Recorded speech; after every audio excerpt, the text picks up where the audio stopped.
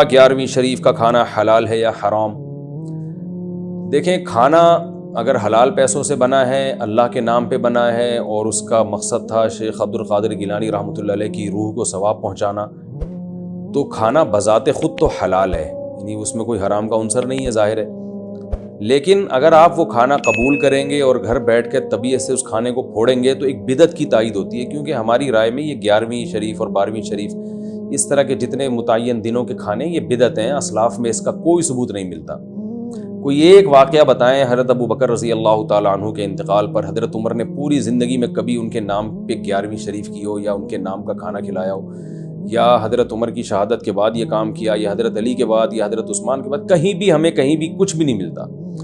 ائمہ اربعہ سے دکھا دیں، امام ابو حنیفہ کے انتقال پر امام ابو یوسف نے ان کے نام پہ، امام ابو حنیفہ کا مقام تو شیخ عبد القادر گیلانی رحمۃ اللہ علیہ سے کروڑہا گنا بڑا ہے، امام شافعی کا مقام تو شیخ عبد القادر گیلانی رحمۃ اللہ علیہ سے کروڑہا گنا بڑا ہے، تو ان کے نام پہ بھی کبھی کسی نے نہیں کی اور آج بھی نہیں کرتے۔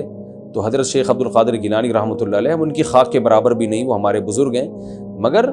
اور انہوں نے خود بھی یہ بات نہیں کہی ہے، حضرت شیخ عبد القادر گیلانی رحمۃ اللہ علیہ نے کہیں بھی خود بھی یہ ترغیب نہیں دی کہ میرے بعد یہ سب کچھ کیا کرو۔ تو یہ بات کے لوگ ہیں جو عقیدت میں غلو کا شکار ہو کر اس طرح کی چیزیں کرتے ہیں، تو ہمیں اسلام کو دیکھنا ہے جو اسلام نے جیسے کہا۔ تو اگر آپ یہ کھانا قبول کر کے کھائیں گے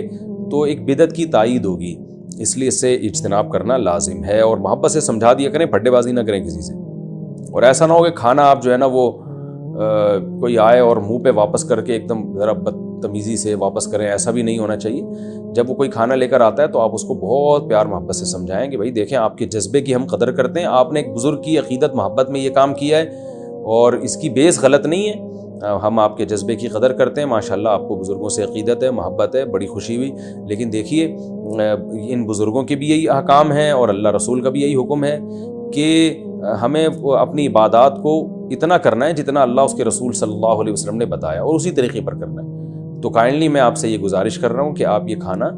لے جائیے، غریبوں میں بانٹ دیں، اور پھر بھی وہ اصرار کریں نہیں لو تو آپ کہتے ہیں ٹھیک ہے میں لے رہا ہوں، مگر میں خود کسی غریب کو صدقہ کر دوں گا، یہ کہہ کے لے رہا ہوں میں کہ اور میں اس رسم کو ٹھیک نہیں سمجھتا۔ تو میرا مطلب یہ ہے کہ پھڈے بازی نہ کریں بس، اور تمیز سے محبت سے سمجھا دیں، اور خود پتلی گلی